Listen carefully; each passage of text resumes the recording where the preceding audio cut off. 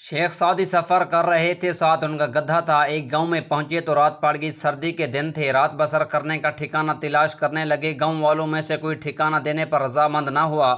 آخر ایک گھر کا دروازہ کھٹکھٹایا، گھر والے نے کہا، میری بیوی درد زخم میں تڑپ رہی ہے، بچہ نہیں ہوتا، اگر تو دعا کرے تو جگہ دے دوں گا۔ شیخ سعدی مان گئے، انہیں کمرہ مل گیا۔ پھر انہوں نے کاغذ کے ایک پرزے پر ایک تعویذ لکھا اور گھر والے سے کہا، اسے مریضہ کی ناف پر باندھ دے۔ تعویذ باندھتے ہی بچہ ہو گیا۔ اگلی صبح شیخ سعدی تو چلے گئے، لیکن گاؤں والوں نے تعویذ سنبھال کر رکھ لیا۔ جب بھی کسی گاؤں والی کو زچگی کی تکلیف ہوتی تو وہ وہی تعویذ لے کر جا کر باندھ دیتے، تکلیف دور ہو جاتی۔ گاؤں کے مولوی کو اس بات پر بڑا غصہ آیا۔ اس نے سوچا کہ اگر تعویذ پر لکھی ہوئی آیت کا پتہ چل جائے تو اسے بڑا فائدہ ہوگا۔ مولوی نے جھوٹ موٹ کا بہانہ تراشا اور تعویذ مانگ کر لے گیا۔